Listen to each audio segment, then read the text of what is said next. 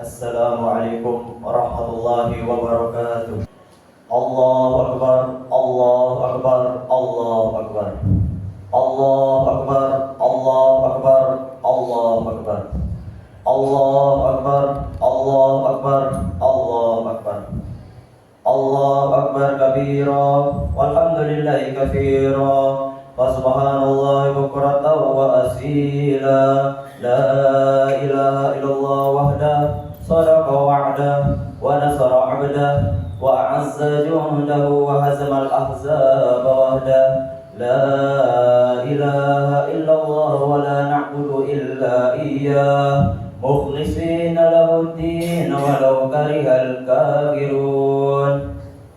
Alhamdulillah, alhamdulillahilladzi hadana lihada wa ma kunna linahtadiya laula an hadana Allah. Wa may yahdihillahu fala mudilla lahu wa may yudlil fala hadiya lahu. Asyhadu an la ilaha illallah wahdahu la syarika lahu, syahadata 'abdin lam yakhsha illallah. Wa asyhadu anna sayyidina Muhammadan 'abduhu wa rasuluhu alladzi ikhtarahu Allah wastafah. Allahumma shalli wa sallim ala sayyidina Muhammadin wa ala alihi wa sahbihi wa man wala.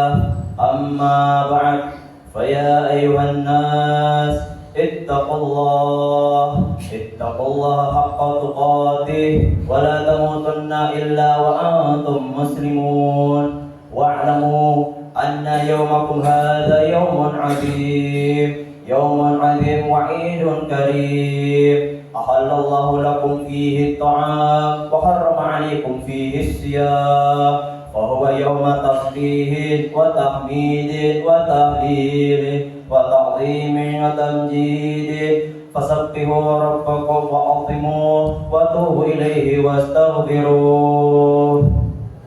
Hadirin jemaah salat Id yang dirahmati Allah. Ramadan telah berlalu. Sabit bulan Syawal datang menjelang. Gemar takbir, tahmid dan tahlil berkumandang. Tanda insan-insan muttaqin sedang mengucap syukur atas anugerah agung ini. Mereka mengucapkan takbir, pertanda syukur dalam rangka mengamalkan perintah Allah Subhanahu wa taala di dalam Al-Qur'annya. Wa litukmilul iddata wa litakabbirullaha wa 'ala ma hadakum wa la'allakum tashkurun. Dan hendaklah kamu mengucapkan bilangannya, dan hendaklah kamu mengagungkan Allah atas petunjuknya yang diberikan kepadamu supaya kamu bersyukur. Takbir, tahmid dan tahlil bergema dengan syahdu, membawa kita kepada suasana kebahagiaan, namun juga membawa nuansa keharuan bahkan kesedihan. Kita bahagia karena telah berhasil memenangkan peperangan terbesar, yaitu melawan hawa nafsu sebagai markasnya syaitan yang terkutuk, yaitu dalam melaksanakan puasa Ramadan yang penuh rahmat dan ampunan. Namun kita menjadi sedih karena hari ini merupakan saat perpisahan dengan Ramadan, bulan yang kedatangannya selalu kita rindukan. Keharuan ini semakin bertambah ketika hari kita bertanya-tanya, apakah kita masih sempat bertemu kembali dengan Ramadan yang akan datang? Apakah masih diberi kesempatan umur panjang? Dan berapa banyakkah amal ibadah yang kita persiapkan jika kita dipanggil menghadap kepadanya? Kita pun terkenang dengan orang tua, istri, anak, saudara, dan teman-teman yang pada hari ini tidak bersama-sama dengan kita dalam merayakan kebahagiaan ini. Jika melihat keadaan kita saat ini di tempat ini, maka hati semakin sedih, karena pada yang hari seharusnya membahagiakan ini ternyata kita terpaksa merayakannya dengan keadaan tidak merdeka. Namun hadirin, keadaan seperti ini seharusnya masih membuat kita tetap bersyukur, karena banyak dari saudara-saudara kita yang ternyata merayakan hari besar ini di pengungsian akibat perang, atau di penampungan akibat bencana alam, ataupun menjadi korban penggusuran. Bahkan ada pula yang berada di antara hujan peluru dan bom yang mengerikan. Hadirin jemaah salat Id rahimakumullah. Jika Ramadan diibaratkan sebagai sebuah perguruan tinggi, maka pada hari ini kita tak ubahnya para mahasiswa yang sedang merayakan kelulusannya. Di pagi ini kita seperti mahasiswa yang baru saat merampungkan sejumlah ujian mata kuliah. Hari ini kita di wisuda. Hari ini kita merupakan sarjana-sarjana bulan Ramadan. Hari ini kita memang merayakan kemenangan, tapi tidak semua kita merasakan kemenangan. Tidak semua kita lulus dengan hasil memuaskan. Sungguh, tak semua kita pada hari ini berhak di wisuda. Masih banyak di antara kita yang belum menyelesaikan puasanya dalam berbagai alasan yang tak dibenarkan syariat. Masih banyak di antara kita yang berpuasa hanya menahan lapar dan dahaga. Masih banyak di antara kita yang tidak mempuasakan anggota tubuhnya selain mulut dan kemaluan. Mereka lah yang dikhawatirkan Rasulullah SAW dalam sabdanya, An Abi Hurairah radhiyallahu anhu qala Rasulullah sallallahu alaihi wasallam, kam min sha'imin laysa lahu min siyami illa al-ju' wa kam min qa'imin laysa lahu min qiyami illa as-sahar. Dari Abi Hurairah, semoga Allah beritahu beliau berkata, Rasulullah sallallahu alaihi wasallam bersabda, betapa banyak dari orang-orang yang berpuasa kemudian tidak mendapatkan pahala puasanya kecuali hanya merasakan lapar. Dan betapa banyak dari orang-orang yang sholat di malam harinya tidak mendapatkan pahala sholatnya kecuali hanya merasakan lelahnya begadang. Sejatinya, ketika Ramadan berlalu, ia akan meninggalkan bekas. Inilah antara ciri diterimanya sebuah ibadah. Seorang ulama pernah berkata, taatan itu diterima ketika ia melahirkan ketaatan yang lain. Jika di antara kita banyak yang telah melakukan ibadah tapi masih sering bergelimang maksiat, kita harus segera mewarisi diri. Jangan-jangan ibadah kita hanya sebatas kegiatan rutin di mata manusia dan sia-sia di hadapan Allah. Sejatinya pula, ibadah membawa perubahan pada tingkah laku kita, pada sikap kita, pada moral kita. Pertama kali disebarkan dengan moral, bukan dengan jabatan dan harta. Dengan berjuluk Al-Amin alias terpercaya. Rasulullah SAW berdakwah, sebab semua perilaku bermuara pada moral. Maka rangkaian ibadah semestinya melahirkan moralitas yang baik. Allahu Akbar, Allahu Akbar, Allahu Akbar, walillahil hamd. Hadirin jamaah sholihin rahimakumullah. Ibadah puasa seharusnya melahirkan serangkaian ketaatan dan moral. Di antara nilai moral yang bisa didapatkan dari pada Ramadan ada yang pertama, keikhlasan. Sikap inilah yang mulai hilang dari umat Islam negeri ini. Kita terlalu sulit mendapatkan orang-orang ikhlas. Padahal ikhlas adalah nafas sekaligus tenaga suatu ibadah. Ibadahnya akan diterima Allah jika ditandai keikhlasan. Keikhlasan juga menjadi tenaga penguat untuk melakukan ibadah. Suatu amal yang tak dilandasi keikhlasan biasanya tak bisa bertahan lama. Ia akan segera kehilangan tenaga seiring habisnya faktor pendorong amal ibadah tersebut. Karenanya amat berbeda capaian suatu amal yang dimotori oleh sikap ikhlas dengan amal yang dilandasi oleh riya. Amal yang dilandasi dengan fondasi keikhlasan akan jauh berkualitas dan bermutu. Sebaliknya, pekerjaan yang dilakukan karena ingin dilihat orang atau karena ingin dipuji, hasilnya banyak yang tak memuaskan. Ramadan mendidik kita menjadi orang yang ikhlas.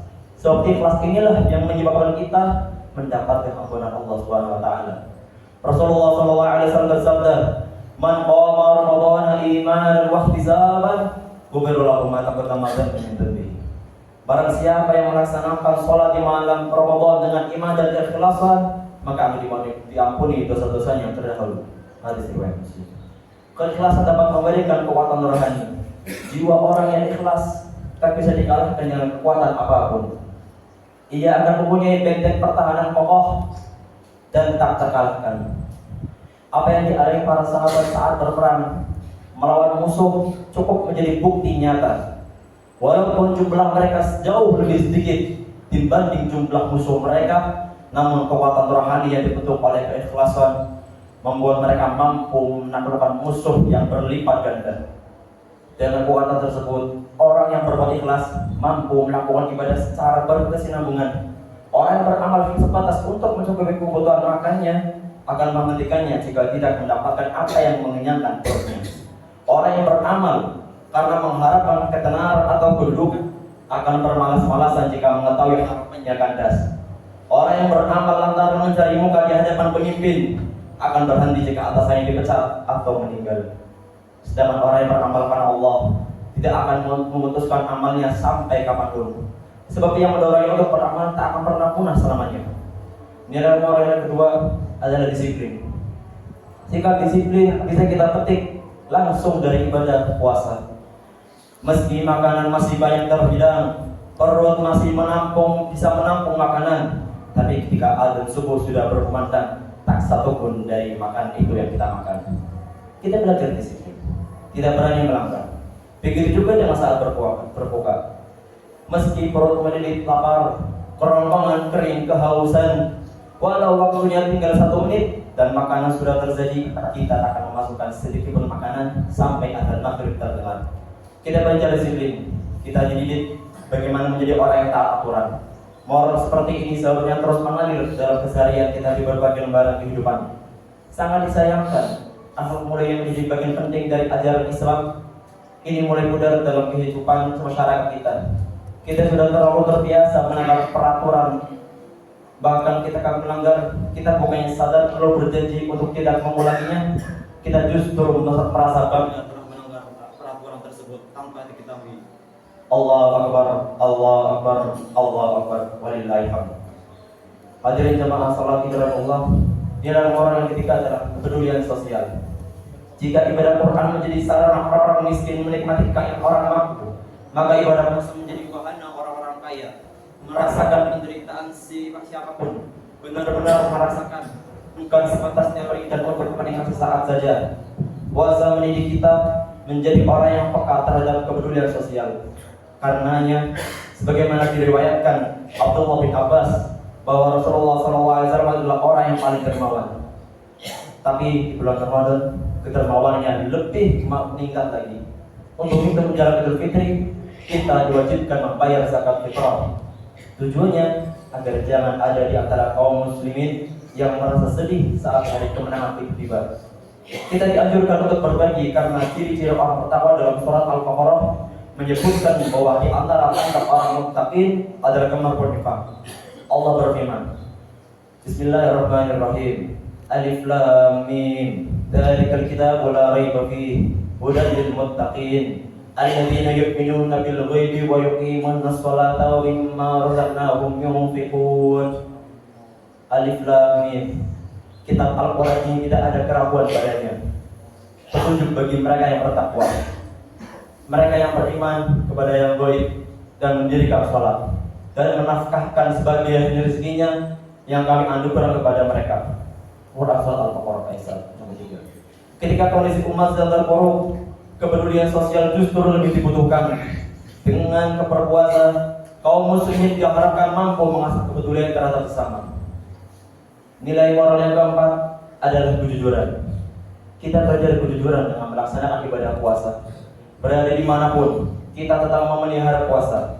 Baik saat berada di tengah keramaian, di tempat sepi, di masjid, di kantor, dan di tempat-tempat yang lainnya. Kita tetap jujur bahwa kita sedang berpuasa. Bahkan saat berada di dalam kamar-kamar perebutan, di mana banyak godaan untuk membuat kita tidak berpuasa, namun kita tetap memelihara puasa. Karena di dalam keadaan haus, meski di atas meja tersedia minuman segar, kita tak meminumnya. Kita jujur dimanapun berada. Moralitas ini seharusnya membekas dalam pribadi kita. Jujur dimanapun, dalam kondisi apapun. Allahu Akbar, Allahu Akbar, Allahu Akbar, walillahil hamd. Hadirin yang dirahmati Allah, begitu pentingnya kita memelihara sikap jujur, lantaran ia adalah hidup kebaikan. Kejujuran akan membawa kebaikan-kebaikan yang lain. Sebaliknya, berbohong merupakan cikal bakal kejahatan. Rasulullah SAW bersabda, An Abdullah radhiyallahu anhu, an Nabi sallallahu alaihi wasallam qala, Inna sidqa yahdi ilal birr wa innal birra yahdi ilal jannah wa innar rajula yasduqu hatta yakuna shadiqan wa innal kadhiba yahdi ilal fujur wa innal fujur yahdi ilan nar wa innar rajula yakdhibu hatta yakdub indallahi kitaban. Dari Abdullah radhiyallahu anhu, dari Rasulullah sallallahu alaihi wasallam bersabda, sesungguhnya kejujuran menunjukkan kepadanya kebaikan dan kebaikan menunjukkan kepada surga. Seorang laki-laki benar-benar telah jujur hingga ia dicatat di sisi Allah sebagai orang yang jujur. Sesungguhnya kebohongan itu menunjukkan kepada kezaliman Kezaliman menunjukkan kepada neraka. Seorang laki-laki telah berbuat dusta hingga dia dicatat di sisi Allah sebagai pendusta. Hadirin rahimakumullah. Nilai moral yang kelima adalah sabar. Ketika disebutkan kata sabar, seringkali yang terlintas di benak kita adalah keteguhan menghadapi penderitaan. Padahal di dalam kitabnya Umdatus Shabirin wa Umdatus Syakirin, karya Ibnu Qayyim Al-Jauziyah menyebutkan medan sabar terletak pada 3 tempat. Sabar terhadap ketaatan kepada Allah, sabar dari larangan, dan sabar terhadap musibah yang ditakdirkan Allah.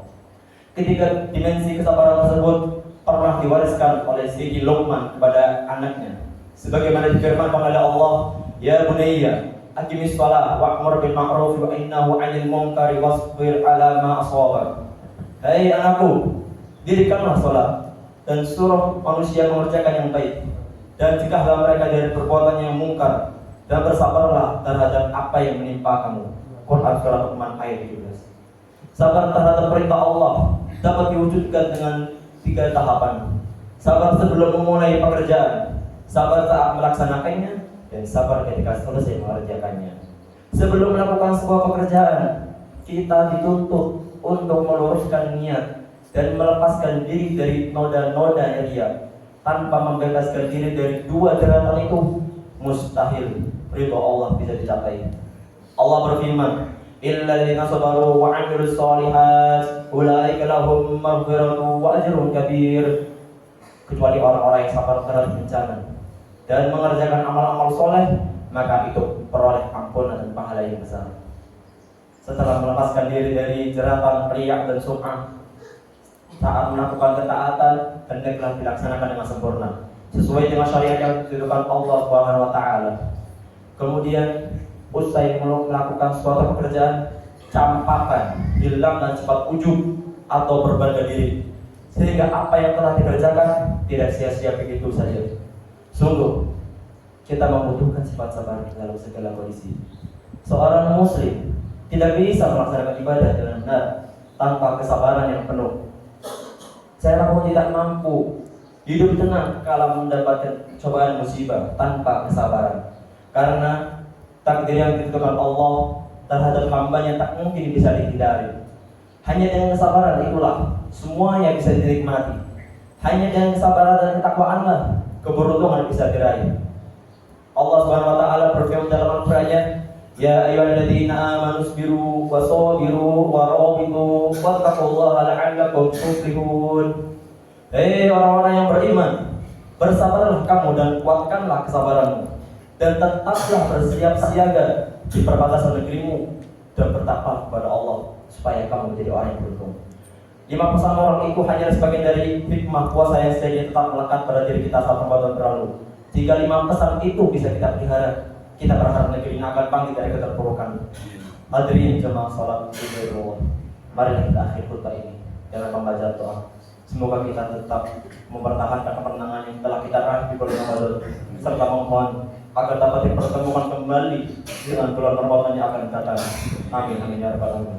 Allahumma barik muslimina wal muslimat wal mu'minina wal mu'minat ala ahya'i wal amwat innaka sami'un qaribun mujibud da'awat wa ya qadiyal hajat. Nas'alullaha an yutila amarna wa ayyufaqqina wa iyyakum li ta'atihi wa ta'ati rasulih wa yarzuqana wa iyyakum rahmatahu ridha wa ridahu wa yu'idana wa iyyakum min ghadabihi wa niqmatihi wa yudkhilana wa iyyakum fi jannatihi wallahu subhanahu wa ta'ala wa yaqul wa bi qawlihi yahtadil muhtadun wa a'udzu billahi minasy syaithanir rajim. Bismillahirrahmanirrahim. Wa amma man khafa maqama rabbih wa nahana an-nafsa 'anil hawa fa innal jannata hiyal ma'wa wa qur rabbighfir warham wa anta khairur rahimin. Astaghfirullahaladzim alladzi la ilaha illa huwal hayyul qayyum wa atubu ilaihi. Astaghfirullahaladzim alladzi la ilaha illa huwal hayyul qayyum wa atubu ilaihi. Astaghfirullahaladzim alladzi la ilaha illa huwal hayyul qayyum wa atubu ilaihi. Allahumma shalli ala sayyidina Muhammad wa ala ali sayyidina Muhammad.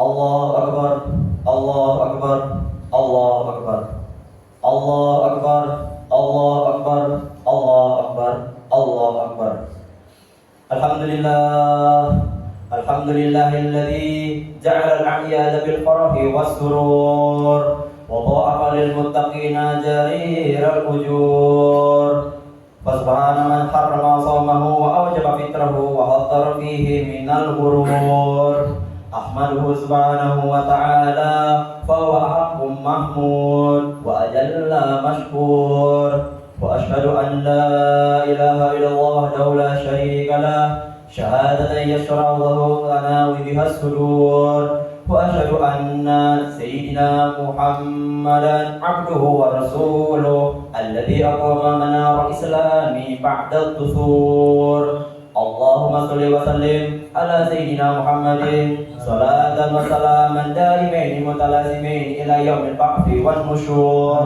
أما بعد فيا أيها الناس اتقوا الله واعلموا أن يومكم هذا يوم عظيم فأكثروا فيه من الصلاة على النبي الكريم اللهم صل وسلم على سيدنا محمد وعلى آله وصحبه أجمعين والتابعين لهم بإحسان إلى يوم الدين وارحمنا معهم برحمتك يا أرحم الراحمين الله أكبر الله أكبر الله أكبر ولله الحمد فيا أيها الناس انتهزوا فرصتكم في هذا اليوم السعيد بإكثار الدعاء إلى الله سبحانه وتعالى فإن الدعاء في هذا اليوم مستجاب وبإكثار التوبة والاستغفار إليه من جميع الذنوب والأخطاء فإن الله يحب التوابين ويحب المتطهرين وأكثروا من الأعمال الصالحة من الصدقات للفقراء والمساكين وللأيتام والأرامل وساعدوا كل من يحتاج إلى مساعدتكم فإن جميع أعمالكم في هذا اليوم مقبولة والله يحب المحسنين جعل الله وإياكم من عباده الصالحين المتقين آمين يا رب العالمين